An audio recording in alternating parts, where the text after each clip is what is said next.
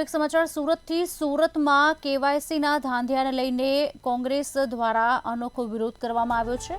આપને જણાવી દઈએ સમાચાર પુરવઠા વિભાગ પર સવારથી લોકો લાઇનમાં ગોઠવાઈ ચૂક્યા છે અને ગોકળ ગતિએ ચાલતી કામગીરીથી લોકોમાં પણ ક્યાંક ગુસ્સો જોવા મળી રહ્યો છે, રોષ જોવા મળી રહ્યો છે। પૈસા વગર કામ ન થતા લોકોને હાલાકીનો સામનો કરવો પડી રહ્યો છે।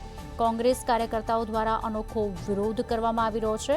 આપને જણાવી દઈએ સુરતથી આ સમાચાર કોંગ્રેસ દ્વારા વિરોધ કરવામાં આવ્યો છે। 30 જેટલા કોંગ્રેસ કાર્યકરોની પોલીસે અટકાયત કરી છે।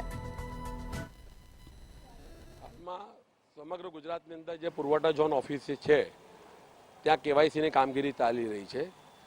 સુરત શહેરની અંદર પણ 10 પુરવઠા ઝોન ઓફિસ અલગ અલગ વિસ્તારોમાં આવેલી છે અને જે કેવાયસીના કારણે જે ધાંધિયા થઈ રહ્યા છે, જે લોકો પરેશાન થઈ રહ્યા છે, હેરાન થઈ રહ્યા છે, શ્રમિકોને મુશ્કેલી પડી રહી છે, વિદ્યાર્થીઓને મુશ્કેલી વેઠવી પડી રહી છે, મહિલાઓનું લાઇનમાં ઊભા રહીને રીતસરનું શોષણ થઈ રહ્યું છે, અગવડતા પડી રહી છે। એ તમામ મુદ્દાઓને લઈને સુરત શહેર કોંગ્રેસ સમિતિ દ્વારા સુરત શહેરની તમામ 10 પુરવઠા ઝોન કચેરી ખાતે આજે પ્રતિક ધરણા અને દેખાવનો કાર્યક્રમ રાખવામાં આવ્યો હતો। એ મુજબ લિંબાયત પુરવઠા ઝોન ઓફિસ ગોડાદરામાં જ્યાં છે તે જગ્યા પર ધરણાનો કાર્યક્રમ હતું। પુરવઠા ઝોન ઓફિસ તમે જોશો તો પહેલા માળે છે, એને આવવા જવાનો માત્ર 1.5 ફૂટનો દાદર છે। એ જ દાદર પર મહિલા અને પુરુષ એક સાથે લાઇનમાં ઊભા છે।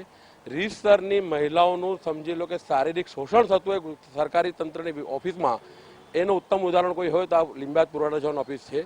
દુઃખદ એ વાતનું છે કે પુરવઠા ઝોન ઓફિસ જ્યાં છે 84 વિધાનસભા ક્ષેત્ર અને લિંબાયત વિધાનસભા ક્ષેત્ર, જ્યાંથી સંદીપ દેસાઈ ધારાસભ્ય છે, 3 ટર્મના મહિલા ધારાસભ્ય સંગીતાબેન છે, તેમ છતાં દુઃખ એ બાબતનું છે કે મહિલાઓનું દુઃખ પણ એ બેન જોઈ નથી શકતા કે એમને શું યાતના વેઠી રહ્યા છે એ પણ જોઈ નથી શકતા।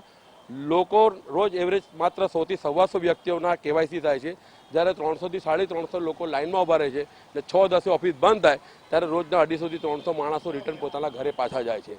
આ બધી મુશ્કેલીઓનું નિવારણ કરવા માટે આજ રોજ સુરત શહેર કોંગ્રેસ સમિતિ દ્વારા ત્યાં પ્રતિક ધરણા કાર્યક્રમ રાખવામાં આવ્યો હતો।